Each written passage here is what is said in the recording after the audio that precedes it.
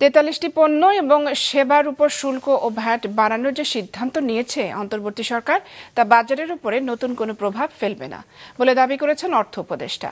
গতকাল নেওয়া সিদ্ধান্ত সম্পর্কে প্রশ্নের জবাবে তিনি দাবি করেন রাজস্ব ঘাটতি মেটাতে এই সিদ্ধান্ত অনেকটাই যৌক্তিক। জুলাই ঘোষণাপত্র নিয়ে আলোচনার মধ্যে অনেকটা চাপা পড়ে যায় উপদেষ্টা পরিষদে মূল্য সংযোজন কর ও সম্পূরক শুল্ক সংশোধনী অধ্যাদেশ 2025-এর খসড়ার অনুমোদনের বিষয়টি। এই অনুমোদনের ফলে নতুন করে বাড়তে যাচ্ছে 43টি পণ্য ও সেবার উপরে শুল্ক ও ভ্যাট।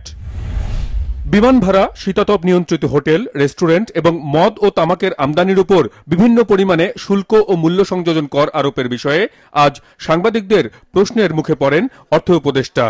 জানান, IMF এর শর্তে নয়, বিপুল রাজস্ব ঘাটতি পূরণে বাধ্য হয়েই এই সিদ্ধান্ত নিয়েছে সরকার। অনেক পণ্যের উপরে শুল্ক ও কর ছাড় দেয়াতে সেই ঘাটতি আরো বেড়েছে। ইন্টারনাল বিমানে এখন লোকজন মোটামুটি যারা বিমানে চড়ে তার 200 টাকা বেশি দিতে পারবে না বলে মনে হয় না আপনি। অতএব এইগুলো একরকম মার্জিনাল।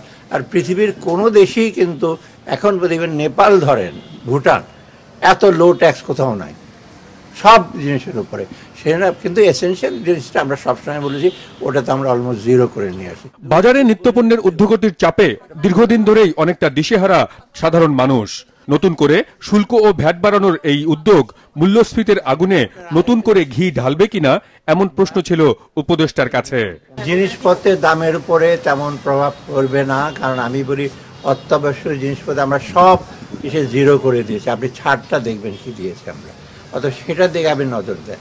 কারণ ইনফ্লেশনের মেইন আমাদের ওয়েটটা ইন্ডিকেটারগুলো হলো চাল, ডাল, এইগুলো আপনারা জানেন। আমরা যে সমস্ত জিনিসপত্রের দাম বাড়িয়েছি ওগুলোর ভেরি ইনসিগনিফিক্যান্ট পার্ট অফ আমাদের ইনফ্লেশন বাজেটে। শুল্ক ও ভ্যাট বাড়ানোর নতুন এই উদ্যোগের প্রভাব কেমন হতে পারে সেই প্রশ্নের উত্তরে অর্থনীতিবিদরাও অবশ্য তেমন আশঙ্কার কোনো কারণ দেখছেন না।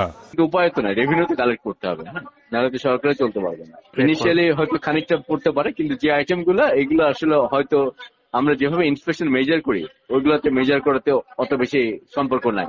দেশে নিত্যপণ্যের বাজার যৌক্তিক কোনো কারণ ছাড়াই লাগামহীন ছুটতে থাকে বেশিরভাগ ক্ষেত্রে, যা নিয়ন্ত্রণে ব্যর্থতার কথা স্বীকারও করেন সংশ্লিষ্টরা।